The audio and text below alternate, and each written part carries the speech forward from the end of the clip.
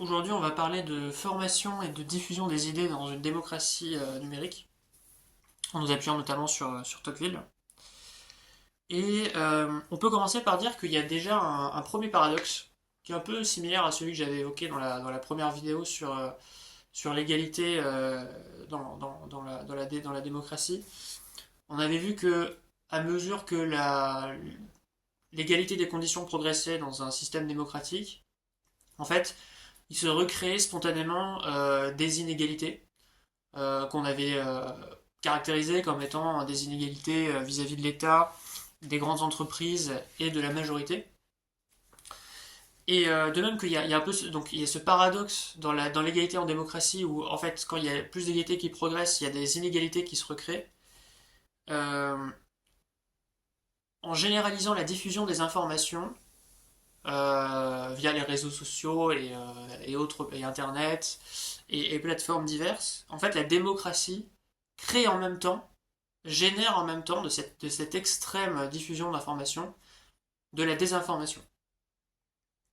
Et en donnant à chacun la liberté de s'exprimer et aussi de recueillir de l'information et de la connaissance, elle augmente certes le nombre d'idées, elle augmente certes le flux d'idées, mais elle donne une importance démesurée à quelques-unes de ces idées, tandis qu'elle étouffe complètement toutes les autres. Si bien qu'on pourrait se demander si, à la fin, la vitalité intellectuelle de la démocratie ne s'en trouve pas quelque part un peu diminuée, ou en tout cas, elle n'est pas aussi grande qu'on pourrait l'imaginer à cause de cet effet rétroactif. Alors, Tocqueville, il a pas connu les réseaux sociaux, c'est évident, puisque c'est un homme du 19e siècle. Euh, mais, comme pour un petit peu tous les autres thèmes, et je l'ai souvent dit dans ces vidéos consacrées à Tocqueville, c'est quelqu'un qui va aller chercher des principes, qui va établir des principes qui sont intemporels et universels. Et je vais juste me permettre de citer ces principes et de les extrapoler légèrement à la démocratie telle qu'elle est aujourd'hui.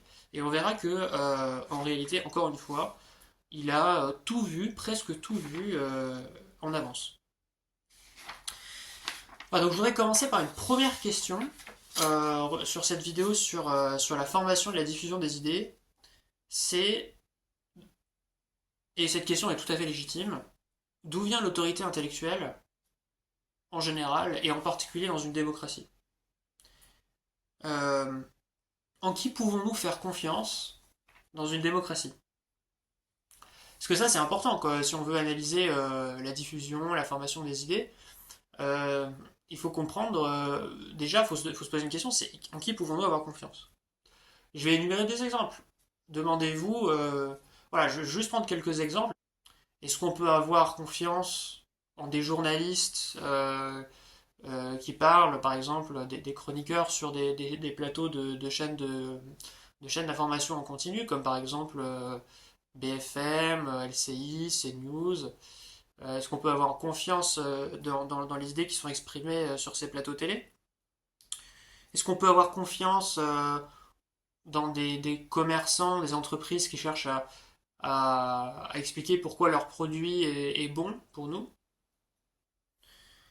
Est-ce qu'on peut, je ne sais pas, faire confiance en même des chercheurs, des experts, des sociologues qui nous montrent des statistiques pour établir des thèses et nous convaincre de certaines choses?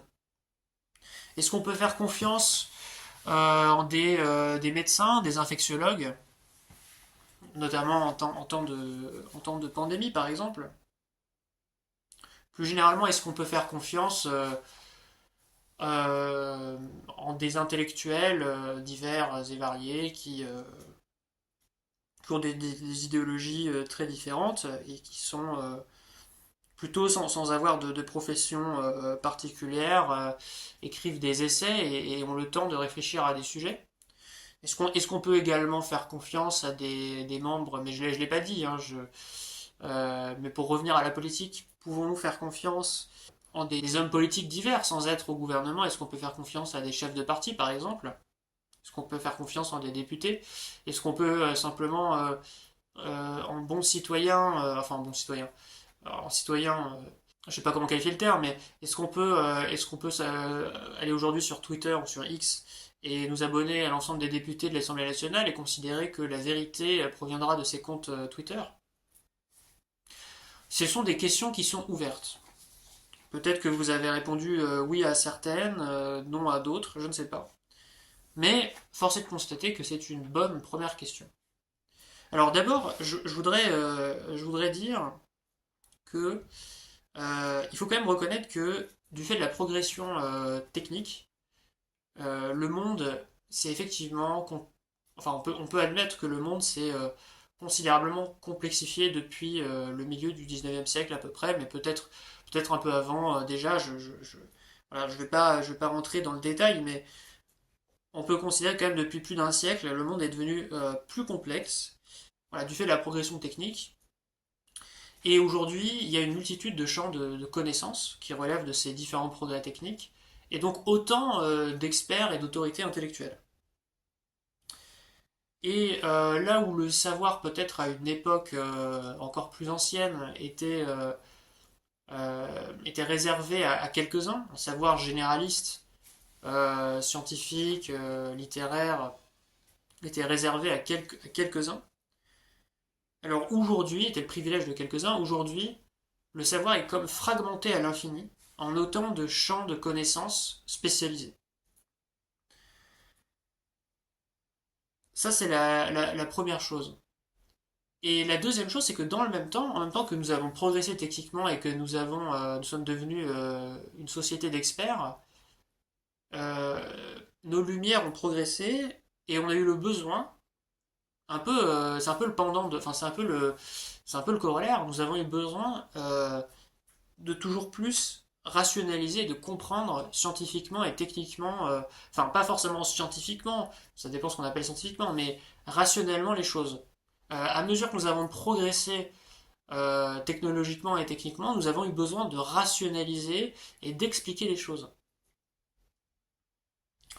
Et donc, ce double phénomène à la fois de spécialisation quasiment infinitésimale de la connaissance, avec un expert pour chaque domaine, d'un côté, et de l'autre, ce besoin toujours accru de comprendre, en fait, ça doit nous amener forcément à une sorte de frustration intellectuelle, voire même à un certain scepticisme.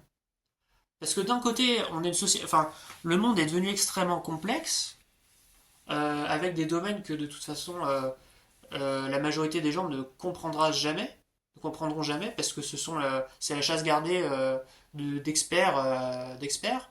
Et de l'autre, on a besoin également de plus en plus de comprendre les choses. En tout cas, c'est quelque chose qui a évolué, parce qu'on est passé de la, on pourrait dire que voilà, avec la diminution de la religion, mais même sur le plus long terme, on est vraiment passé avec la philosophie des Lumières, notamment, c'est une étape, mais d'un monde de croyance à un monde de connaissance et de rationalisation. Et donc, ça doit forcément nous frustrer. On doit arriver à un moment donné, on se dit, mais en fait, chaque individu, enfin, les hommes sont individuellement tous très ignorants aujourd'hui, relativement au champ de connaissances qui existe. D'ailleurs, je voulais juste faire aussi d'ailleurs ça me fait penser à une citation d'un livre de Bernard Werber, Les fourmis, qui dit à un moment donné, l'avenir, l'avenir est aux experts. Ben, ça c'est totalement vrai parce qu'aujourd'hui on est vraiment une société d'experts.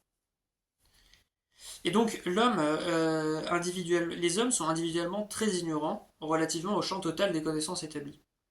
Donc ça c'est déjà il faut remettre ça en contexte. Quand on se pose la question de d'où vient l'autorité intellectuelle, il faut se rendre compte que le monde est beaucoup plus compliqué. C'est un monde d'experts. Et en même temps, on a toujours besoin de plus de rationaliser, donc on doit être frustré et a priori sceptique. Mais faut pas qu'on s'arrête là. Parce que effectivement, on a beau faire ce constat, ça ne nous empêche pas de constater que, enfin, ça n'empêche pas les gens de penser d'avoir des avis, de débattre, de prendre des décisions dans leur vie de tous les jours, même de glisser un bulletin dans l'urne, in fine. Et donc, c'est bien que, à défaut de tout connaître, on doit bien tirer, non pas nos connaissances, mais finalement nos croyances de quelque part. Puisqu'on ne peut pas tout savoir, puisque le monde est infiniment compliqué, et que voilà, on n'a pas le temps de tout savoir, et que quand même, on a une vie où on prend des décisions, on vote, et on émet des idées. Donc ça doit bien vouloir dire que ces idées viennent de quelque part. Ces croyances, puisque on n'a pas pu on n'a pas pu les construire nous-mêmes, viennent de quelque part. Est-ce que la première chose qu'on doit dire, et ce qu'on doit dire ici, c'est que d'où viennent ces idées, d'où viennent ces croyances, eh bien, en fait, d'où vient cette autorité intellectuelle? Eh bien, c'est de la majorité. C'est-à-dire les idées pensées et exprimées par la majorité des citoyens. Alors, euh, et on l'a dit déjà dans la première vidéo, en fait, et c'est logique, c'est-à-dire que comme le monde est beaucoup plus compliqué, on finit par faire confiance, non pas forcément à des, et je vais revenir juste après, à des experts et à des chercheurs dont on n'a jamais entendu le nom, ni même le domaine, le nom exact de la discipline. En fait, on va faire confiance à des idées communément admises, qui pour certaines d'ailleurs sont bonnes, hein. On va avoir tendance à discuter avec les autres, à nous renseigner sur Internet, et à voir qu'il se dessinent des vérités générales, mais qui ne sont pas la source originale de la connaissance. Je pense pas que nos concitoyens, et même moi, avons l'habitude à chaque fois d'avoir une recherche scientifique de quelle est la publication ou le set ou l'ensemble de faire la bibliographie de pourquoi telle chose est vraie. Mais plutôt, on a une démarche de aller sur Internet, aller sur des blogs et voir un petit peu ce qui se dit et discuter avec nos concitoyens. Et même si on pourrait dire il existe aujourd'hui des autorités indépendantes d'experts, en fait, demandez-vous si on accepte les idées de ces autorités d'experts parce que ce sont des autorités d'experts ou parce que la majorité a décidé d'attribuer un crédit à cette autorité. Donc même une autorité indépendante qui se voit indépendante d'experts, au final, on l'écoute toujours parce que il y a quelque part et il y a une communauté de personnes qui jugent qu'on peut lui faire confiance.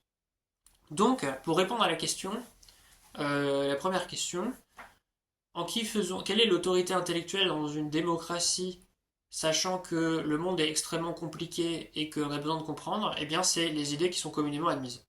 C'est la majorité. Et voilà ce que dit Tocqueville, par exemple, sur le sujet.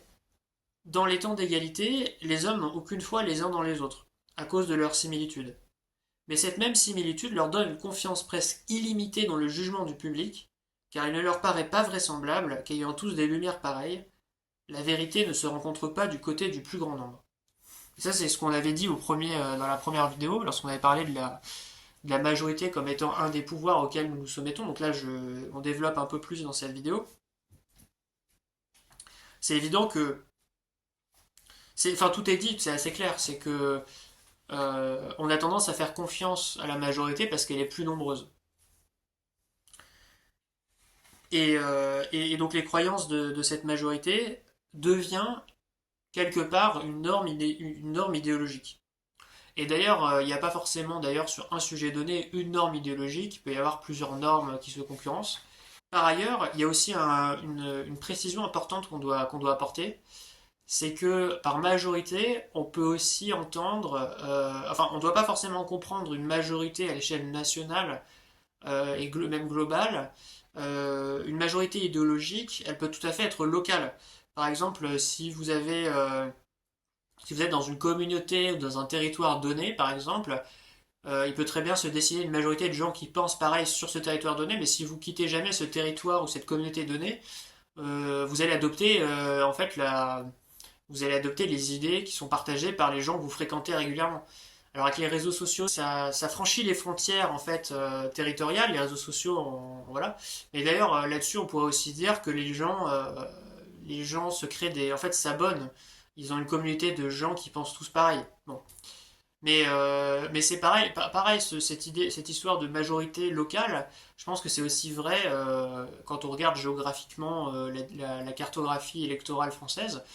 Il y a une majorité, il y a des majorités idéologiques locales, par exemple dans les grandes métropoles. Les grandes métropoles sont constituées de citoyens qui ont un set d'idées qui est relativement uniforme et partagé, à l'inverse du reste de la France. Enfin, visiblement, c'est ce que montre la géographie électorale, par exemple. Voilà. Euh, donc, la démocratie place sa source de connaissance et en fait donc de croyance, parce qu'elle n'a pas le temps et elle n'a pas le temps d'aller chercher l'information pure à sa source, c'est-à-dire vraiment aux gens qui produisent de la connaissance, que ce soit des chercheurs ou des statisticiens, ou voilà, donc, ou des gens qui produisent effectivement des données factuelles. Euh, Ils n'ont pas le temps, donc ils placent le plus souvent leurs croyances au sein de la majorité. Euh, et dans la première vidéo, on avait expliqué que en fait, c'est pas parce que un groupe d'individus est plus nombreux qu'il prend forcément les meilleures décisions en démocratie. Et on avait donné deux arguments pour démontrer que cet argument n'était pas vrai. La première, c'était qu'en fait, une majorité est en réalité influencée par un nombre limité de médias et d'influenceurs. Et donc en fait, la prétendue majorité revient toujours idéologiquement à une minorité d'influence et de centres d'idées, de médias et d'influenceurs qui influencent la majorité. Et deuxièmement, surtout, point très important, on avait parlé de la puissance normative de la pensée majoritaire, qu'on peut aussi appeler conformisme, qui faisait qu'en fait les gens ne pensaient pas de manière indépendante, mais rentraient dans des effets de mode. Ici, on va se demander si on va aller on va aller un peu plus dans le détail, dans la formation de ces idées. On va essayer de comprendre comment ces idées se forment aujourd'hui. Et puis, dans un deuxième temps, est-ce que cette circulation idéologique, est-ce qu'il y a vraiment une bonne circulation idéologique et dans quelle mesure de nouvelles idées qui seraient meilleures que les anciennes ont une chance d'apparaître. Donc, je voudrais prendre pour comprendre comment les idées se forment, je voudrais faire une métaphore avec, voilà, pour représenter ce que c'est qu'aujourd'hui l'espace intellectuel en démocratie.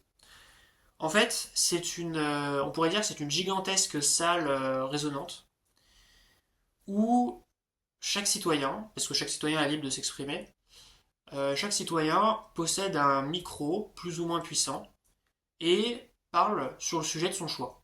Voilà. Aujourd'hui, c'est ça l'espace des idées en démocratie, que ce soit sur Twitter, enfin sur X, mais sur les réseaux sociaux en particulier, puisque les citoyens s'expriment majoritairement sur les réseaux sociaux, mais il y a aussi beaucoup de médias indépendants, il y a aussi des chaînes YouTube. Aujourd'hui, les gens sont, voilà, c'est ça, c'est une gigantesque salle résonante où, voilà, les gens ont un micro et parlent, donc plus ou moins puissant, et parlent sur un sujet de son choix. Donc ça a l'air d'être assez chaotique. Mais il y a deux choses à rajouter, parce que même si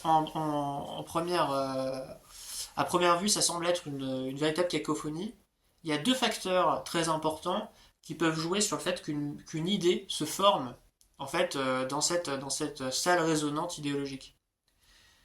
Premièrement, voilà, comme j'ai dit, on a des citoyens qui sont équipés de micros plus ou moins puissants. Et en fait, la puissance du micro, c'est une analogie du pouvoir d'influence du citoyen qui s'exprime. Donc par exemple, un intellectuel qui est très médiatisé, une star du sport, ou un artiste à la mode, un homme politique très médiatique, auront plus d'influence qu'un citoyen lambda. Et donc il sera plus entendu. parce que son micro, pour reprendre la métaphore, est plus puissant. Alors précisons tout de suite que ce pouvoir d'influence, alors ça peut aussi se mesurer en termes de followers ou de... Voilà, par exemple, hein, ce pouvoir d'influence, il n'est pas du tout corrélé, de quelque manière que ce soit, à la légitimité et à l'expertise de la personne qui s'exprime. Ça n'a rien à voir. Et donc les gens qui ont les micros les plus puissants dans cette salle ne sont pas forcément les plus légitimes à s'exprimer. Et deuxièmement, deuxième remarque, c'est que l'audibilité d'un message va s'accroître avec le nombre de citoyens qui s'expriment sur le sujet. C'est logique. Au bout d'un moment, même si il n'y a pas beaucoup de gens très importants, très influents qui s'expriment sur un sujet, si il y a 10 millions de citoyens qui commencent à dire la même chose en boucle sur les réseaux sociaux, bah, cette idée va, va finir par être audible et par être même peut-être adoptée. Et d'ailleurs, je veux juste faire une précision, c'est que cette analogie, elle n'est pas de Tocqueville, c'est moi qui l'ai établie. Tocqueville ne parle pas du tout de salles résonantes et de micros, c'est moi qui ai fait cet exemple. Et donc en fait, la présence, le poids d'une idée dans l'espace intellectuel démocratique, c'est la somme, pour chaque citoyen qui s'exprime, en fait, du poids du citoyen, de l'influence du citoyen qui exprime l'idée, en fait. En fait, donc en fait, c'est ça. Donc le poids d'une idée dans l'espace intellectuel démocratique, pour prendre une formulation, on va dire mathématique, c'est la somme parmi tous les gens qui s'expriment sur cette idée de l'influence des gens qui parlent sur cette idée. Voilà. Donc il y a deux facteurs. Donc soit par le pouvoir des gens, par l'influence des gens qui s'expriment sur l'idée, soit par le nombre des personnes qui s'expriment sur cette idée. Au final, certaines idées deviennent plus audibles que d'autres et c'est ainsi que se forment les idées. Mais il y a un corollaire super important à ça. Et notamment en reprenant la métaphore, c'est que les autres idées, celles qui peinent à être audibles relativement aux autres, eh bien, ne sont pas écoutées. Elles sont même éclipsées. Parce que si on reprend la métaphore, imaginez-vous, en fait, les autres idées, c'est un peu comme si vous étiez en train de, pour vraiment reprendre la même métaphore, la même analogie, c'est comme si vous étiez en train de parler avec un ami qui parlait tout doucement. Enfin, si vous étiez dans une conversation avec quelqu'un qui parlait tout doucement, pendant que plein d'autres gens autour parlent super fort. En plus d'avoir des difficultés à entendre cette personne qui vous parle tout doucement, c'est vraiment insupportable. C'est vraiment insupportable. C'est une situation qui est insupportable de devoir écouter des gens qui parlent doucement alors que des gens parlent super fort. Et ben c'est ça en fait. Pour les autres idées, c'est exactement ça. Dans l'espace intellectuel démocratique, ce sont les idées qui sont émises par les citoyens les plus influents et en plus grand nombre qui sont écoutées, tandis que les autres, en fait, sont éclipsés. Voilà. Et donc la conclusion de ça, la conclusion de... Voilà, on a vu que comment les idées majoritaires se forment. Euh, comment... en fait, comment est-ce que les gens réagissent à ça? Ben, en fait, c'est très simple. Soit les gens, dans cette cacophonie d'idées et d'informations, écoutent les idées qui sont les plus audibles et se limitent à ça. Et donc finalement, quelque part, ça les livre potentiellement au péril de la manipulation. Et ça, c'est aussi c'est le conformisme. Soit les gens se disent, mais en fait, ils se disent, mais c'est absolument insupportable en fait. Les gens disent tout et son contraire. Euh, et donc, les gens peuvent décider finalement même de stopper d'écouter, sortir de la salle résonante pour se livrer à des préoccupations plus personnelles, plus matérielles, plus professionnelles. Et, euh, et d'ailleurs, en fait, le deuxième biais, le deuxième vice un petit peu de ce fonctionnement, c'est que on pourrait se dire, puisque tout le monde dit tout et son contraire, puisque tout le monde parle, alors c'est probablement que toute idée est inutile, et au fond, à quoi bon penser?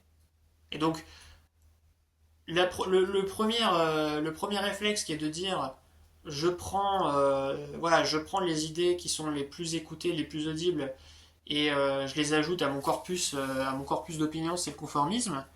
Et puis il y a aussi l'autre approche, l'autre comportement qui est de se dire c'est vraiment fatigant, tout ça c'est du bruit, les réseaux sociaux c'est insupportable, tout le monde dit tout et son contraire. D'ailleurs, le débat démocratique est très polarisé, c'est appauvri, les gens s'insultent, et finalement tout ça c'est pas pour moi, et j'en ai rien à faire. Et ça c'est le scepticisme.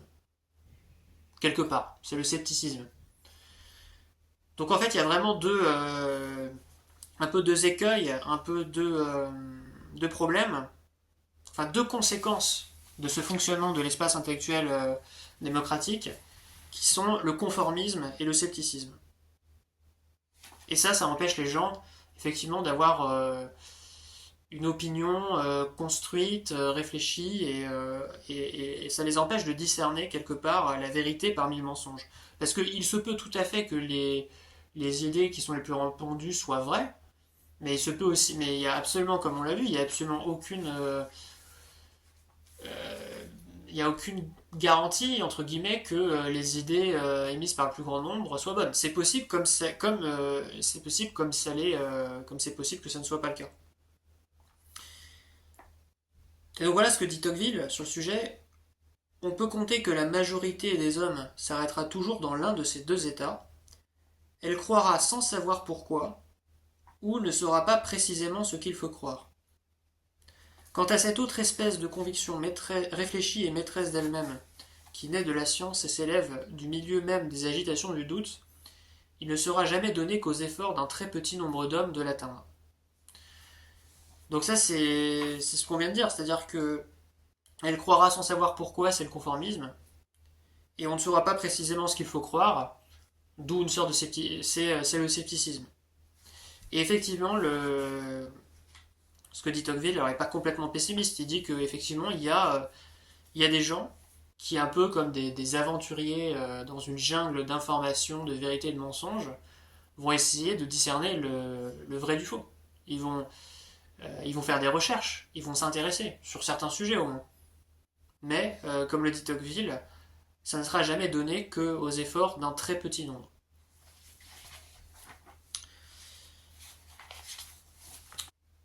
Alors à ceci s'ajoute un autre facteur, qui est le facteur temps. En fait, dans une démocratie, les hommes ont très peu de temps, en réalité, dans l'ensemble. Les hommes travaillent, les gens travaillent, et ont très peu de temps libre. Et donc l'analogie, c'est que euh, les gens ne sont pas systématiquement dans la salle résonante. Les gens, en fait, en gros, ils ont un temps limité par jour pour entrer dans la salle résonante et ressortir, en fait.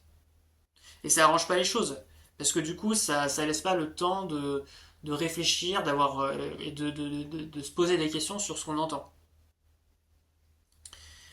Et, euh, et là-dessus, Tocqueville dit un truc très juste. Il est impossible, quoi qu'on fasse, d'élever les lumières du peuple au-dessus d'un certain niveau. On aura beau faciliter les abords des connaissances humaines, améliorer les méthodes d'enseignement et mettre la science à bon marché, on ne fera jamais que les hommes s'instruisent et développent leur intelligence sans y consacrer du temps.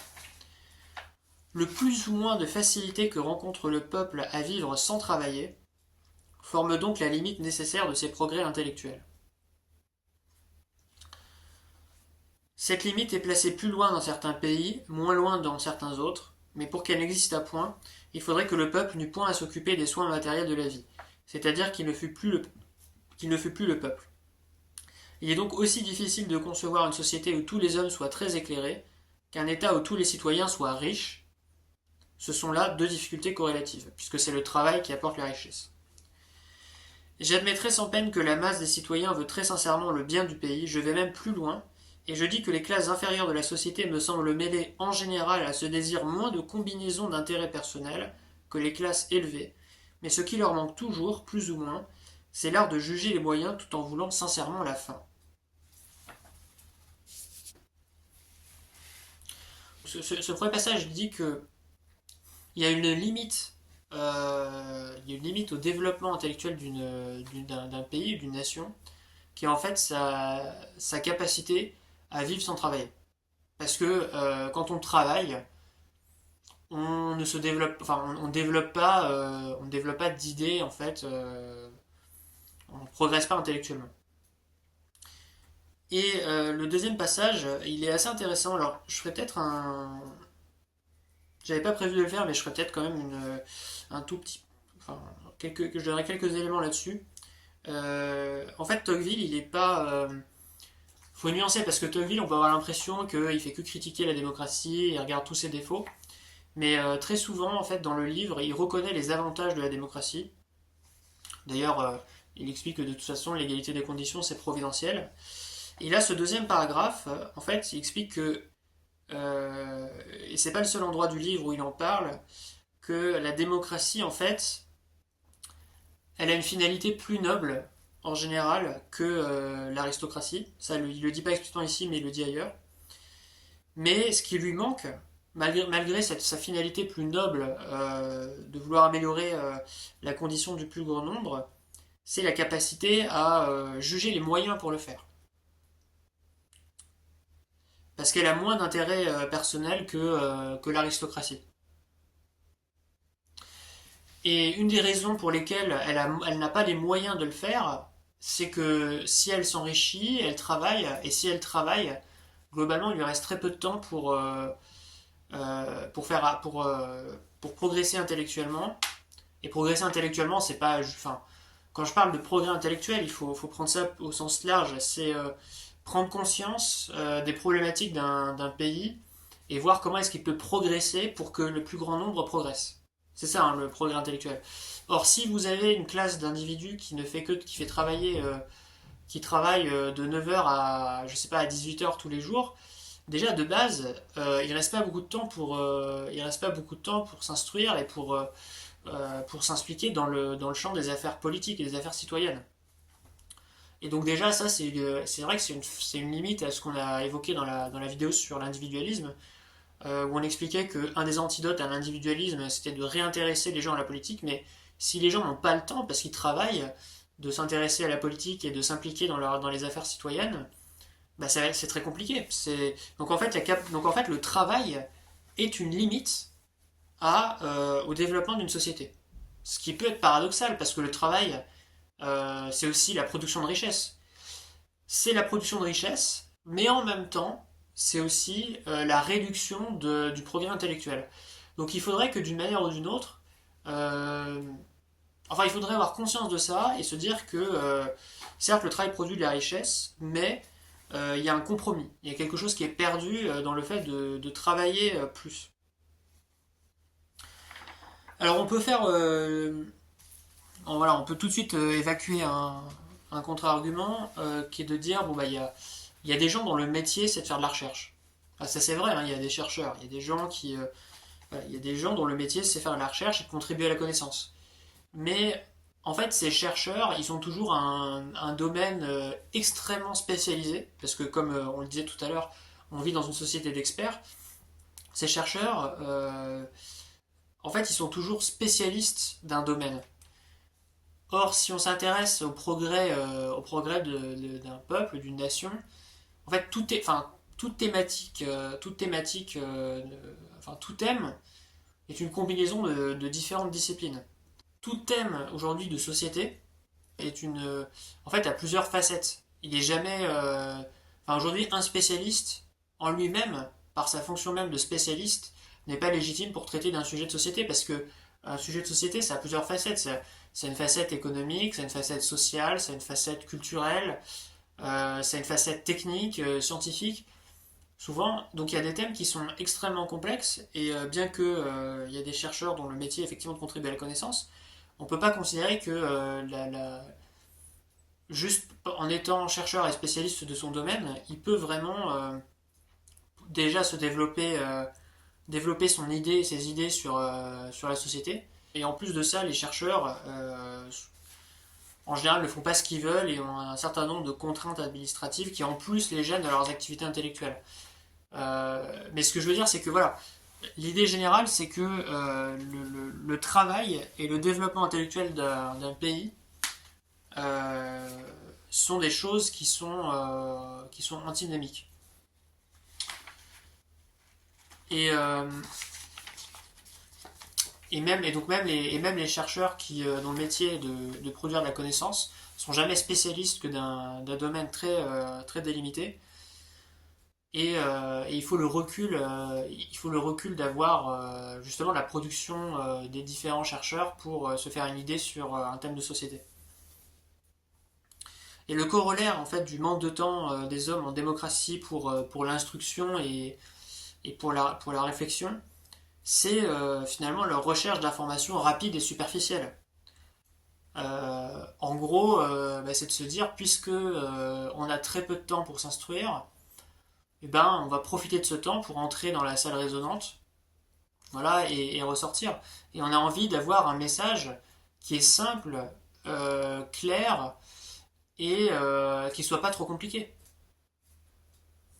Ce sera d'autant plus facile à, Ce sera d'autant plus facile à écouter que quelque chose de long et de compliqué. Donc ça, par exemple, aujourd'hui, c'est incarné par des choses comme les applications de lecture rapide, par exemple, ou telle ou telle personne qui se flatte d'avoir lu X livres dans l'année. Tout ça, ça traduit effectivement cette recherche d'avoir de l'information rapidement.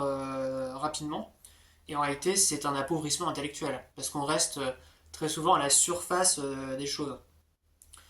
Alors ça date un petit peu parce que effectivement j'avais vu cette information en 2022, mais ça m'avait frappé en fait. J'avais appris sur un blog consacré à TikTok que le réseau social conseillait à ses créateurs de contenu de faire des vidéos d'une longueur de 27 à 34 secondes, durée qui qualifiait d'optimale, parce qu'en fait les vidéos trop longues, et en particulier les vidéos de plus d'une minute, étaient perçues comme anxiogènes par les utilisateurs, et par 50% de leurs utilisateurs même. Anxiogène. Donc en fait, la complexité, le temps nécessaire à la réflexion, c'est même devenu anxiogène en fait. Et ça, c'est tout à fait illustré encore une fois par une citation de Tocqueville qui explique sa curiosité, donc l'homme en démocratie, est tout à fait à la fois, cette curiosité est tout à la fois insatiable et satisfaite à peu de frais, car il tient à savoir vite beaucoup plutôt qu'à bien savoir. Voilà, c'est tout à fait ça. Il n'a guère le temps et il perd le goût d'approfondir. L'habitude de l'inattention doit être considérée comme le plus grand vice de l'esprit démocratique. C'est tout à fait ça, hein, voilà. Les gens veulent savoir vite beaucoup plutôt que bien savoir, et les gens perdent le goût d'approfondir.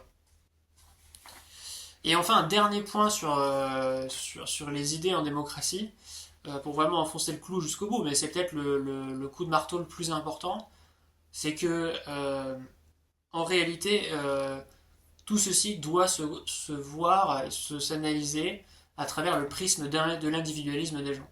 C'est-à-dire qu'en réalité, il y a très peu de gens qui en réalité veulent approfondir. Pourquoi? Parce que, comme on l'a vu dans la deuxième vidéo, le sentiment qui se développe de plus en plus dans les sociétés démocratiques, c'est l'individualisme, et qui détourne les hommes de la pensée, et particulièrement de la pensée politique, qui a pour objet en fait la société dans son ensemble, hein. Moi, je parle beaucoup donc c'est un livre politique, mais et donc je prends beaucoup je parle beaucoup d'affaires politiques et d'affaires publiques, mais la politique c'est jamais que les sujets de la société dans son ensemble. C'est quand même vachement important. Et donc en fait, cet individualisme, ça détourne les gens de la pensée politique, et l'amour du confort, des jouissances présentes et faciles, achève de grignoter le peu de temps libre qui reste aux gens. Autrement dit, quand vous commencez à travailler à 9 heures, que vous terminez à 19 heures si c'est pas plus tard, ou même 18 heures, est-ce que vous avez envie de vous poser des questions sur la dette française? Je sais pas, enfin, je prends un thème au hasard qui est dans l'actualité. Est-ce que vous avez envie de vous poser des questions sur qu'est-ce que c'est que la dette, par qui elle est détenue, comment est-ce qu'elle a évolué pendant ces différentes années. Voilà. Non, vous allez peut-être juste d'abord voir des amis, boire un verre. Vous allez peut-être regarder une série, regarder un film, même lire un livre qui vous plaît. Enfin, voilà. Donc, et ça, enfin, je veux dire, encore une fois, c'est pas quelque chose de mauvais en soi. Le truc, c'est que quand, en fait, cet amour du confort devient la priorité parmi les gens, déjà qu'ils ont très peu de temps dans leur vie pour se poser des questions citoyennes, bah alors là, c'est fini, quoi. Et donc, on pourrait effectivement se demander, parce que le bilan est assez pessimiste, mais je ne suis pas encore allé au bout du pessimisme, vous allez voir, on pourrait se demander combien d'individus ou encore la capacité et la volonté de s'intéresser aux affaires publiques et aux affaires citoyennes, mais de s'intéresser en eux-mêmes, et pas simplement être conformistes et écouter ce que leur parti politique préféré leur dit. Parce que c'est ça aussi, hein, et à un moment donné, on adhère à un corpus d'idées et on n'en change pas. Et les gens qui cherchent à discerner dans ce maelstrom médiatique ce qui est réellement bon pour leur société, pour moi, ça relève vraiment de l'héroïsme. Et je pense que ces gens qui font un travail indépendant de recherche et de diffusion de la vérité sur des sujets très divers, économiques, environnementaux, sociétaux, sociaux, culturels, en fait, ces gens-là sont les meilleurs défenseurs et éclaireurs de la démocratie. Et en réalité, la démocratie, la vitalité de la démocratie dépend d'eux. Voilà. Alors, je vous ai dit qu'on n'était pas arrivé au bout du pessimisme sur la question des idées en démocratie. Euh, Effectivement, il y a encore une idée très importante que je vais vous partager. Alors, déjà, donc voilà, effectivement, on a vu que voilà, l'espace idéologique démocratique, c'est une immense salle résonante où les gens, dans la plupart des gens, lorsqu'ils daignent y entrer, et ne la quittent pas par dégoût pour se réfugier dans des préjugés ou dans le scepticisme, parviennent à entendre des messages relativement audibles du fait que beaucoup de gens disent la même chose ou des gens très influents le disent. Et donc ils parviennent à entendre des idées au milieu de la cacophonie d'informations. Mais ce que je veux rajouter ici, c'est que même si, parce qu'on pourrait, il y a quand même un truc important à dire, c'est que en fait il y a aussi beaucoup de gens, il y a beaucoup d'idées qui sont vraies et qui sont audibles aujourd'hui, je pense. Mais en fait, même si certains messages, et ça c'est vraiment, en réalité, c'est que on arrive vraiment au cœur là on arrive à une idée essentielle. C'est que le problème, c'est que même s'il y a certaines vérités qui sont audibles par l'ensemble des citoyens, en fait, les idées qui sont les plus vitales pour eux et qui appelleraient une action mais immédiate, en fait, ces idées qui sont absolument cruciales n'ont quasiment jamais de réel impact politique parce qu'en fait, elles sont noyées par une multitude d'autres idées. Et ça, c'est vachement important. C'est-à-dire que même s'il y a des choses qui sont vraies, le fait qu'il y ait beaucoup d'informations en permanence, ça fait que même les choses vraiment vitales ne sont pas écoutées. Et il y a beaucoup de gens qui disent, enfin j'ai entendu cette idée que les réseaux sociaux, par exemple, c'était une menace. Alors, ça pouvait être une menace, un facteur de déstabilisation du pouvoir, une menace pour la démocratie dans le sens où ça peut conduire à des mouvements extrêmes. Et en fait, moi, ce que je veux dire, c'est que moi, ma thèse, c'est que c'est exactement l'inverse. C'est qu'en fait, les réseaux sociaux sont un facteur de stabilisation et d'inertie, mais incroyable. C'est-à-dire qu'à force, en fait, du fait que il est possible que, enfin, en inondant les citoyens d'informations sur tous les sujets et d'importance plus ou moins importante, c'est-à-dire, et en plus de manière plus ou moins exacte, Et donc sur des sujets qui sont plus ou moins importants, c'est-à-dire en mettant sur le même plan des faits divers et anecdotiques avec des actualités qui devraient vraiment vous choquer, quoi. En mettant tout ça sur le même plan, dans une sorte d'énorme soupe, euh, dans une énorme soupe d'informations, on arrive à la conséquence que la résultante politique, enfin la résultante idéologique pour un individu et pour l'ensemble de la société est quasiment nulle en fait. Et je vais prendre encore une analogie physique. En physique, si on veut déterminer le mouvement d'un corps en mécanique classique, il y a les lois de Newton s'appliquent, et la deuxième loi de Newton, c'est que la quantité d'accélération, mais également son sens et sa direction, sont provoquées par la somme des forces qui s'appliquent sur ce corps, avec un facteur de proportionnalité qui est la masse. Mais en gros, si vous voulez déterminer le mouvement d'un corps en mécanique classique, il faut faire la somme des différentes forces qui s'appliquent. Et en fait la somme de ces différentes forces s'appelle la résultante des forces. Donc par exemple, si vous avez une force sur un corps, tac, bah, le corps il va se déplacer dans la direction de la force. Mais imaginez que vous avez un corps et vous avez plein de forces qui s'appliquent dessus, de tous les côtés. Bah, en fait, le corps, globalement, si ces forces sont plus ou moins d'amplitude égale, bah, en fait, il va rester complètement immobile. Ou alors, il va très peu bouger. Et pour moi, c'est ça le... En fait, comment les idées arrivent à nous impacter dans une démocratie, c'est exactement cette analogie, c'est-à-dire que comme tout le monde s'exprime sur des tas de sujets différents, mais vraiment de sujets mais qui n'ont rien à voir, avec en disant effectivement parfois même sur un sujet des vérités qui vont dans un sens et dans l'autre. En fait, la somme de tout ça, pour quelqu'un de normal qui est complètement inondé de ces informations, c'est de pas bouger. Parce que dans quel sens est-ce qu'il va aller? Il y a tellement de choses à faire en fait. Et pour moi, c'est vraiment l'analogie idéologique politique de ça. C'est vraiment la résultante des forces. La résultante idéologique d'une démocratie où il y a des idées qui fusent dans tous les sens, c'est l'inertie. Et j'ouvre ici une petite parenthèse. En plus du fait que la résultante idéologique de l'ensemble des idées est quasi nulle, et que du coup la société n'est pas, il n'est pas simple pour la société d'aller dans un sens donné du point de vue idéologique, il faut rajouter en plus le fait qu'on a vu dans l'épisode précédent,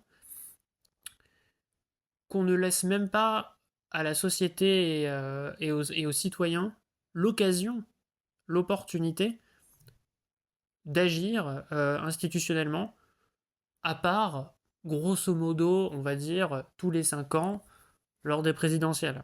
Bon, il y a aussi les élections législatives, mais, mais donc si vous voulez, il y a encore une étape en plus, donc non seulement idéologiquement, ça part dans tous les sens, et les citoyens ne savent pas trop quoi penser, euh, parce que ils sont inondés d'idées, mais en plus de ça, la société ne réagit pas, ne bouge pas parce qu'on ne lui donne même pas l'occasion d'agir régulièrement sur les sujets.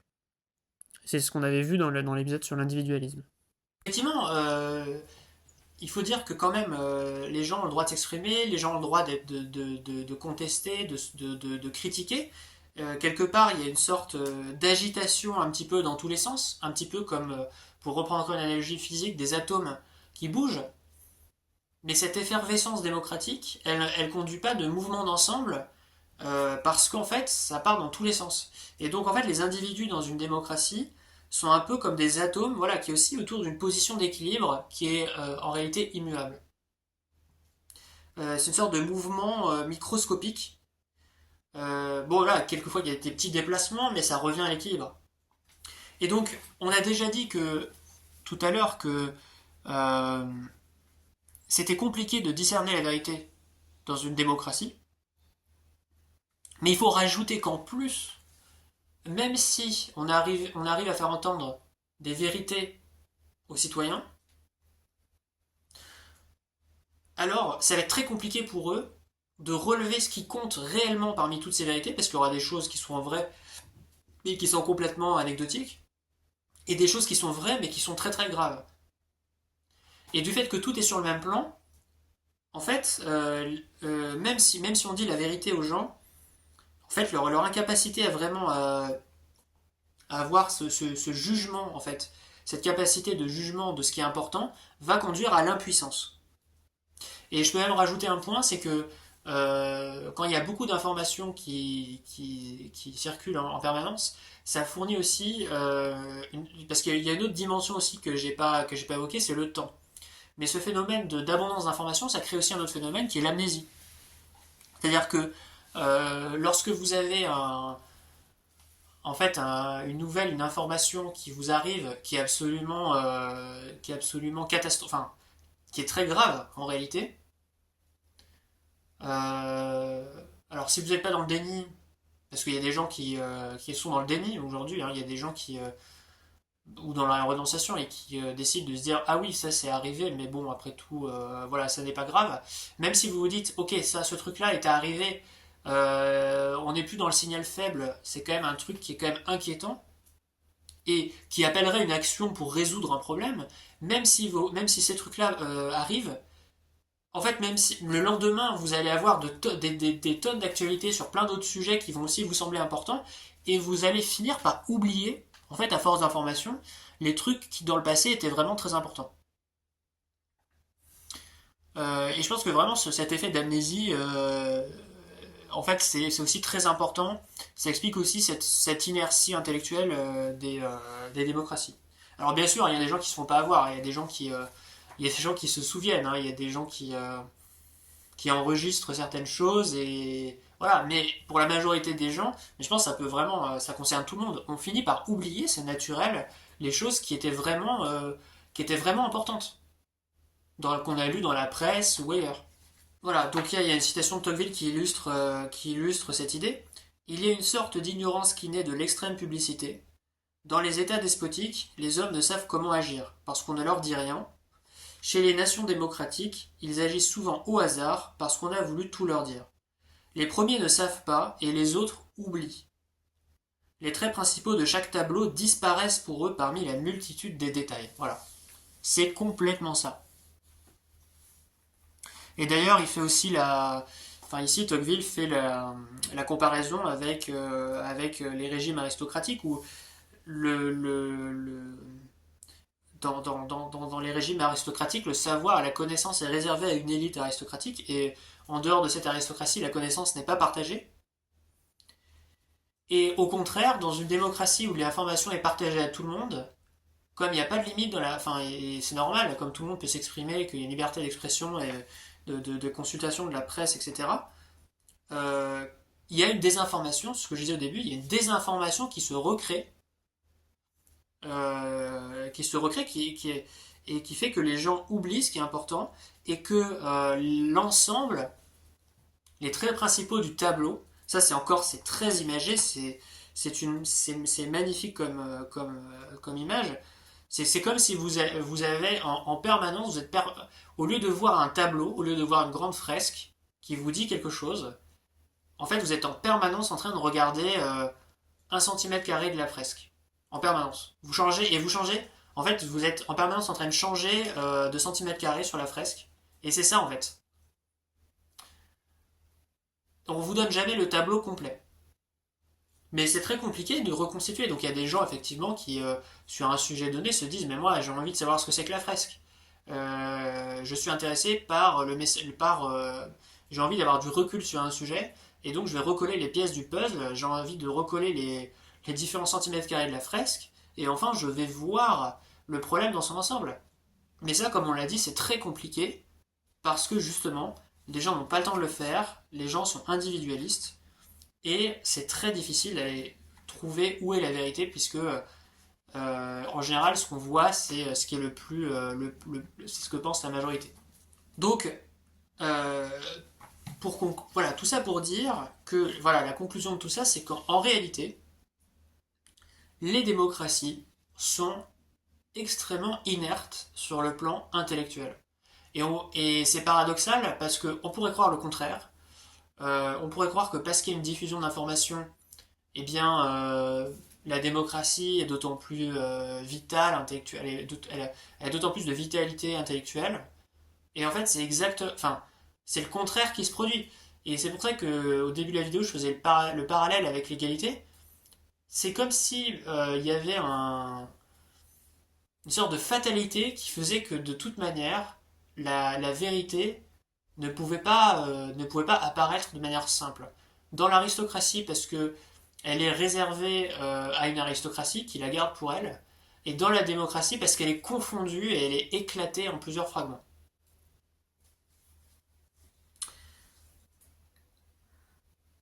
Et donc la conclusion, c'est que les démocraties, voilà, pour les démocraties sont elles sont très stables intellectuellement.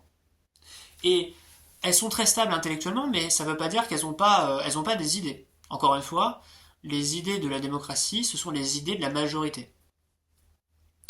Euh, mais, mais, euh, une question qu'on voulait se poser, c'était de savoir à quelle rapidité, avec quelle facilité la démocratie pouvait changer d'idée. Et justement, ce qu'on a vu, c'est que c'était très compliqué pour une démocratie de changer ses idées à cause de ce phénomène d'inertie et de fait qu'on est submergé d'informations. Et donc, ce qu'il faut dire, c'est que la démocratie, c'est un peu comme un cristal. C'est-à-dire qu'au début, il y a des idées au moment, à la naissance de la démocratie, on pourrait dire. Il y a des idées qui sont communément admises, et la démocratie, c'est comme si elle s'était cristallisée autour de certains principes qui sont communément admis, qui sont majoritaires. Et aujourd'hui, c'est très très difficile de sortir de ces idées majoritaires. Parce que elles sont quasiment inamovibles, et c'est très difficile d'agir. Et alors c'est pas impossible, je pense que c'est pas impossible. Il y a des choses il y a des choses qu'on fait agir, qui ont fait agir sans doute nos hommes politiques. Mais du fait de ce fonctionnement, il faut comprendre que en fait la pire des menaces pour une démocratie, en fait les pires menaces sont des menaces qui sont lentes, pas directement visibles par les gens et systémiques. Voilà. Les menaces lentes, invisibles et systémiques sont les pires dangers pour un peuple démocratique parce que ça va être déjà que c'est très très difficile de voir la vérité dans une mélasse d'informations. Alors si en plus le truc est pas forcément très visible, qu'il est progressif et qu'il tient vraiment à toutes les composantes de la société démocratique, c'est un truc qui est structurant et systémique. Alors c'est clair qu'on pourra jamais attaquer cette menace. Et une fois que le danger est devenu réel, qu'est-ce qui va se passer? Ça, je vous le demande bien. Mais je voulais vraiment je voulais vraiment identifier ce problème. C'est vraiment, parmi tout ce qu'on a dit, c'est vraiment ça la menace de la démocratie.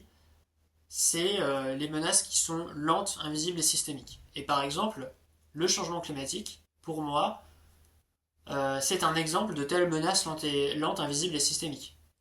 Et d'ailleurs, il y en a d'autres, hein. Mais je vais me cantonner à cet exemple, qui est relativement bien compris, je pense, par nos concitoyens. C'est qu'en fait, c'est quelque chose qui arrive lentement, la concentration de gaz à effet de serre, mais c'est pas le seul bouleversement environnemental, loin de là. Mais le changement climatique, ça fait partie des choses structurantes qui nous arrivent et qui vont vraiment nous impacter dans les prochaines décennies. Et en fait, c'est quelque chose de lent, qui est quasiment invisible parce que même si. Alors, c'est pas invisible parce on voit déjà les conséquences dans certaines parties du monde, mais les gens ne sont pas atteints dans leur bien-être, et encore, et encore. Mais globalement, les gens le supportent. Les gens ne sont pas. Le train-train quotidien des gens n'est pas remis en cause par le changement climatique mondial. Pas encore. Et c'est systémique parce que ça repose principalement sur l'utilisation d'énergies fossiles qui émettent des gaz à effet de serre. Pas que, mais en grande partie. Et c'est pour ça qu'en fait, a beaucoup de mal à sortir de ça. C'est parce que c'est quelque chose qui est lent, invisible et systémique.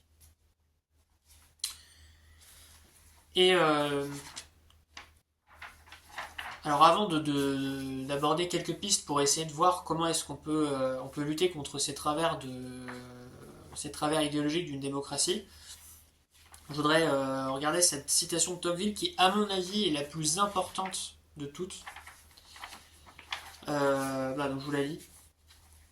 Oserais-je dire, au milieu des ruines qui m'environnent, ce que je redoute le plus pour les générations à venir, ce ne sont pas les révolutions. Si les citoyens continuent à se renfermer de plus en plus étroitement dans le cercle des petits intérêts domestiques et à s'y agiter sans repos, c'est ce qu'on a dit tout à l'heure, on peut appréhender qu'ils le finissent par devenir comme inaccessibles à ces grandes et puissantes émotions publiques qui troublent les peuples, mais qui les développent et qui les renouvellent. Quand je vois la propriété si mobile et l'amour de la propriété si inquiet et si ardent, je ne puis m'empêcher de craindre que les hommes n'arrivent à ce point de regarder toute théorie nouvelle comme un péril, toute innovation comme un trouble fâcheux, tout progrès social comme un premier pas vers une révolution, et qu'ils refusent entièrement de se mouvoir de peur qu'on ne les entraîne. Je tremble, je le confesse, qu'ils ne se laissent enfin si bien posséder par un lâche amour des jouissances présentes, donc c'est l'individualisme, que l'intérêt de leur propre avenir et de celui de leurs descendants disparaissent, et qu'ils aiment mieux suivre mollement le cours de leur destinée que de faire au besoin un soudain et énergique effort pour le redresser. C'est exactement ce qu'on a vu. En fait, la démocratie est extrêmement inerte. On croit que les sociétés nouvelles vont chaque jour changer de face, et moi j'ai peur qu'elles ne finissent par être trop invariablement fixées dans les mêmes institutions, les mêmes préjugés, les mêmes mœurs, de telle sorte que le genre humain s'arrête et se borne, que l'esprit se plie et se replie éternellement sur lui-même, sans produire d'idées nouvelles, que l'homme s'épuise en petits mouvements solitaires et stériles, et que, tout en se remuant sans cesse, l'humanité n'avance plus. Voilà, donc ça c'est un des passages les plus importants du livre, si ce n'est le plus important, je pense. Et remarquez quand même l'aspect assez visionnaire, on verra si l'histoire donne raison à Tocqueville, mais c'est quand même incroyable parce que la Révolution française, c'était il y a à peu près, c'était à peu près 50 ans, voilà, une grosse cinquantaine d'années, avant l'écriture de ce deuxième tome de la démocratie en Amérique. Donc c'est relativement récent dans l'histoire de la France. C'est quelque chose qui est présent à l'esprit de Tocqueville. D'ailleurs, il a écrit un livre aussi qui s'appelle L'Ancien Régime et la Révolution, que je n'ai pas encore lu. Donc ça fait partie de l'histoire récente. Mais Tocqueville dit, non mais en fait, il y a eu une révolution française, mais à terme, il n'y aura plus de révolution en fait. Donc il est carrément un stade, il est une étape, il a vraiment un train d'avance sur tout le monde quand il dit ça. Il explique que le risque, c'est pas tellement que malgré ce qu'on puisse penser qui est qu'en fait la démocratie est elle est extrêmement effervescente, elle donne la liberté d'expression et donc tout le monde peut s'exprimer. En réalité, le travers c'est pas tellement que il y aura plus de révolutions ou de mouvements sociaux, c'est qu'il y a justement plus de mouvements sociaux, plus de révolutions, que les gens soient abreuvés d'informations de toutes parts, qu'ils soient individualistes et endormis dans leurs propres loisirs, qu'ils soient conformistes et qu'ils adoptent des préjugés relativement mous et relativement consensuels, qu'ils soient finalement relativement indifférents, qui finissent par d'ailleurs être complètement indifférents à la politique, et qui finissent donc par consciemment ou inconsciemment, à se soumettre aux événements extérieurs et aux pouvoirs qui voudront bien les exploiter et tirer parti de la situation. Et c'est ce qu'on avait dit dans la première vidéo quand on disait qu'un pouvoir mou, quand une population molle et individualiste, et dans la deuxième vidéo aussi, était plus facilement soumise. Et là, en plus, on a rajouté quelque chose qui est le fait que, en réalité, même intellectuellement, la démocratie est extrêmement stérile. Et je trouve ça très fort, la fin de la citation, quand il dit que voilà, l'homme s'épuise en petits mouvements solitaires et stériles. C'est ce que je disais quand je comparais en fait les hommes en démocratie à des atomes qui oscillent, et que tout en se remuant sans cesse, l'humanité n'avance plus. C'est-à-dire qu'elle finisse par peut-être par disparaître dans des menaces systémiques qui sont plus fortes qu'elle. Et en réalité, ce qu'il faudrait, il le dit, euh, ce qu'il faudrait, c'est qu'il y ait un soudain et énergique effort pour redresser leur destinée. C'est ça qu'il faudrait. Un soudain et énergique effort. Mais ça, la démocratie a beaucoup de mal à le faire. Donc voilà, donc ça c'est vraiment une citation très importante. Alors, je voudrais conclure quand même parce que faudrait pas être. Je voudrais conclure par quelques pistes. Euh, Effectivement, la question donc est la suivante. Comment est-ce qu'on fait évoluer les idées d'un peuple démocratique individualiste qui est centré sur ses intérêts privés et dont finalement on a vu que même le mode d'expression est une forme de mutisme au final, pour qu'il prenne conscience qu'il a réellement des problèmes qu'il doit traiter. Et là encore, Tocqueville ferme une porte. Il dit: je pense qu'il est fort malaisé d'exciter l'enthousiasme d'un peuple démocratique par une théorie quelconque qui n'est pas un rapport visible, direct et immédiat avec la pratique journalière de sa vie. Alors il ferme une porte mais il donne une piste. Il dit euh, en fait, pour persuader les gens que, pour redonner de la vitalité à la démocratie et pour persuader les individus d'agir, il faut qu'on arrive à leur démontrer, il faut leur montrer en fait le lien entre les problèmes de la société et leur vie quotidienne, et leur vie quotidienne en fait. Et en fait, c'est un peu ce qu'on disait dans la vidéo sur l'individualisme. C'est qu'il faut arriver à retourner l'individualisme contre lui-même. C'est-à-dire que si on arrive à démontrer, euh, à persuader, à convaincre nos concitoyens que, en fait, ne pas traiter certains problèmes va provoquer, va troubler en fait leur bien-être matériel, alors a priori, ils vont se redresser et ils vont agir pour traiter le problème. C'est ça la clé de toute action en démocratie. C'est pas effectivement une théorie.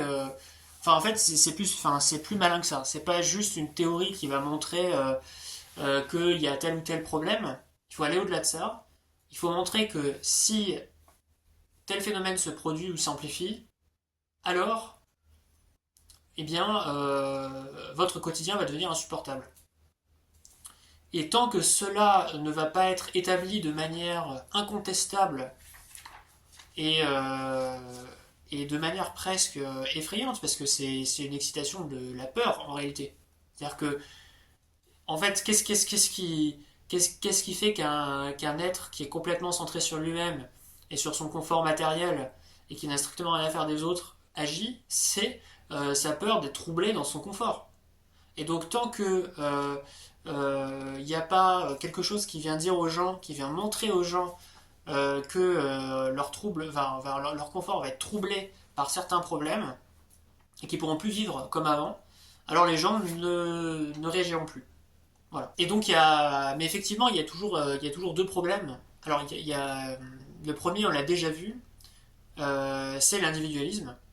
Et je répète ce que j'avais dit dans la vidéo sur l'individualisme, c'est que dans tous les cas, il faut absolument lutter contre les conséquences de l'individualisme, puisque en fait, même si on améliore le système d'idées, il faut quand même que les gens s'intéressent aux idées et les gens prennent le temps. Et il faut leur faire, et en fait, il faut leur donner le temps de s'impliquer concrètement dans la politique, au-delà de juste poster des réponses sur des réseaux sociaux. Parce que là aussi, hein, je disais, cette posture de critique et de plainte, elle n'est pas satisfaisante, et en fait, elle est même beaucoup plus généralisée qu'on le croit, parce que quand on regarde des réseaux sociaux comme X par exemple, on voit qu'il y a des gens qui passent leur temps comme exutoire à mettre des messages de haine et de critique par rapport à ce que font les autres, à ce que disent les autres, voilà, sur telle ou telle déclaration, telle ou telle vidéo, tel ou tel commentaire, et on voit des gens qui s'épuisent, mais là, c'est une confirmation de ce que dit Tocqueville, dans la vanité de, voilà, je vais répondre à un commentaire par un autre, mettre des messages insultants et de haine, etc. Et en fait, tout ce temps, vous imaginez tout le temps que les gens passent à, euh, à, euh, à utiliser les réseaux sociaux comme un exutoire à leur haine, voilà, sur les réseaux sociaux, tout ce temps, mais imaginez ce que ces citoyens pourraient faire de tout ce temps, plutôt que de se plaindre et mettre des messages de haine sur les réseaux sociaux, ils pourraient sans doute, je sais pas moi, voter, prendre des décisions, discuter de manière civilisée avec leurs concitoyens. Et vraiment, je suis convaincu que cette première piste que j'ai évoquée sur l'individualisme, qui est que il faut, il faut, il faut forcer les gens à se réimpliquer dans les affaires publiques d'une manière ou d'une autre. En fait, non seulement ça va les réintéresser à la société, ça va les faire, ça va diminuer l'animosité entre les gens, et effectivement, ça va lutter contre l'individualisme. Donc ça, c'est vraiment la première étape dans tous les cas. Euh, Et la deuxième idée que je voudrais rajouter dans cette vidéo, qui forme un peu la deuxième idée du triptyque sur lequel j'ai envie de conclure, que je conclurai à la fin des différentes vidéos sur Tocqueville, euh, c'est qu'on a vu que voilà, cet espace intellectuel démocratique, il était très chaotique, il était très complexe. Il y avait beaucoup de gens qui s'exprimaient sur des tas de sujets en même temps, des sujets qui avaient plus ou moins d'importance, et que c'était très difficile de distinguer ce qui comptait vraiment en fait pour un pays. Mais moi je pense que pour améliorer en fait la capacité des citoyens à vraiment relever ce qui compte, il y a un truc qui est absolument fondamental qui s'appelle l'instruction. Et en fait, il est absolument fondamental de former, il est d'autant plus fondamental en démocratie, de former la capacité de discernement des hommes, c'est-à-dire leur esprit critique, pour que, devant des vérités multiples, leur bon sens leur permette de distinguer celles qui sont les plus vitales pour eux. Et encore une fois, voilà, cette capacité, elle est en réalité directement dépendante de la qualité et de la neutralité de l'instruction des citoyens à l'école. Ça veut dire que de la qualité et de la neutralité. J'insiste sur les deux. Voilà, donc solliciter l'esprit critique de l'élève, le pousser à apprendre pour étendre ses connaissances, parce que comme on l'a vu, le citoyen il va avoir de moins en moins de temps en fait dans sa vie pour apprendre des choses. Donc l'école est super importante pour donner un set de connaissances, une base de connaissances. C'est ça le rôle en fait de l'école en démocratie. Et, euh, et sans cette école qui doit être élitiste, mais élitiste dans le sens quoi? Dans le sens où elle doit pas être réservée justement à une élite. Elle doit chercher dans chaque élève, elle doit l'amener au meilleur de lui-même en termes de raisonnement et d'esprit critique et d'objectivité. Parce que sans ça, alors effectivement, le peuple démocratique n'est qu'un troupeau qui est facilement manipulable par les différents pouvoirs qu'on a vus dans la vidéo sur l'égalité et l'inégalité, qui sont en fait euh, l'État, les grandes entreprises et la majorité. L'école démocratique, c'est un antidote au conformisme, clairement. Et donc là, c'est pas une vidéo sur l'éducation nationale et sur l'école, mais j'insiste sur ce point. Je pense que c'est vraiment une des clés, une des trois clés pour la démocratie, c'est vraiment d'avoir une école d'excellence qui forme les gens, qui est vraiment très rigoureuse intellectuellement. Euh, je pense que par exemple, voilà, dans tous les domaines, elle doit chercher à être rigoureuse.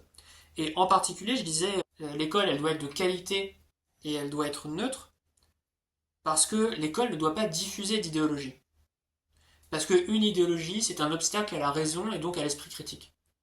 Il faut que l'idéologie, en fait, il faut que la formation de l'idée, elles proviennent d'un travail de maturation des citoyens. C'est-à-dire que le citoyen, en fait, le rôle de l'école, c'est de préparer en fait le citoyen à l'âge adulte, où il va avoir le droit de voter, où il va avoir le droit, enfin même la possibilité, il l'a déjà, mais peut-être encore de manière limitée, parce qu'il est encore dans le stade de... euh, il n'est pas encore un adulte, mais d'écouter des idées complexes. Et donc pour ça, il faut le préparer à ça en lui donnant les bases. Mais l'école, elle ne doit pas déjà dire, voilà, c'est ça les bonnes idées, les mauvaises idées. En fait, l'école, elle doit donner les outils pour analyser les idées et ensuite les mettre en perspective et les adopter ou les rejeter. Parce que, au fond, quelle foi pouvons-nous avoir dans une société où les hommes sont manipulés dès leur enfance, au lieu même où ils sont censés s'émanciper intellectuellement? Voilà. Donc, euh, plus de civisme via une implication citoyenne, et ça d'ailleurs, je fais un crossover entre les deux idées, de la réimplication politique des citoyens et la meilleure instruction. Il y a quand même un truc qui m'a toujours interrogé en fait dans mes études au collège, parce que je pense que ça commence au collège, si mes souvenirs sont bons, ça commence peut-être à l'école primaire, mais je suis plus très sûr. Pourrait peut-être confirmer ou infirmer. Mais je me souviens que l'éducation civique, ça faisait partie des choses. Voilà, ça faisait partie du corpus d'enseignement à raison de 1 heure et demie, je crois. Alors c'était même pas très clair en fait. Et moi, toute ma scolarité, l'éducation civique, alors je sais pas si je suis le seul, hein, mais j'ai remarqué qu'elle avait été relativement négligée par certains. Enfin, en fait, j'ai jamais eu vraiment de cours d'éducation civique approfondis. C'est jamais arrivé en fait. En fait, l'éducation civique, c'est censé être enseigné par le professeur d'histoire géo. Mais c'est comme si, du fait du volume déjà important de connaissances à avoir en histoire et en géographie, en fait, les profs d'histoire géo avaient jamais vraiment pris le temps, enfin dans mon cas, de faire vraiment des cours d'éducation civique assez développés. Et je sais pas si c'est votre cas aussi, mais j'ai l'impression que l'éducation civique, ça n'a jamais été vraiment mise en avant dans l'instruction des élèves. Et je trouve ça vachement dommage en fait.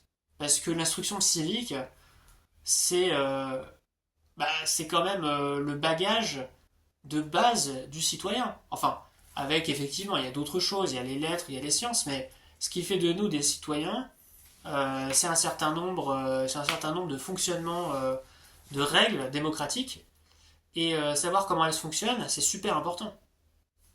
Et voilà, je voulais juste, voilà, une petite remarque, un petit aparté pour dire, l'éducation civique, je trouve que c'est trop peu, enfin à l'époque en tout cas où j'ai été élève, c'est quelque chose qui a été trop peu enseigné. Voilà. Donc plus de civisme via la réimplication des citoyens dans la politique d'une manière ou d'une autre. Et une meilleure instruction. Pour moi déjà, c'est les deux premiers piliers de la reconstruction intellectuelle des démocraties, ou en tout cas, peut-être sans aller sans le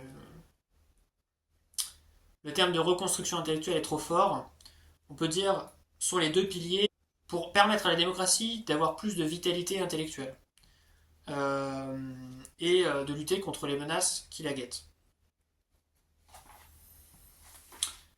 Et posez-vous peut-être la question, peut-être pour conclure, est-ce que aujourd'hui on est de plus en plus sollicité, on est de plus en plus écouté, est-ce qu'on nous donne de plus en plus de responsabilités citoyennes? Est-ce que c'est le cas? Et est-ce que la qualité de notre éducation à l'école, et notamment je parle de l'école publique, est-ce que la qualité de l'éducation de l'école publique et de l'instruction de l'école publique augmente? Voilà. C'est une question que je vous laisse avant de terminer cette vidéo. Merci à tous et on se retrouve pour une prochaine vidéo donc sur la religion en démocratie dans l'œuvre de Tocqueville. Merci à tous.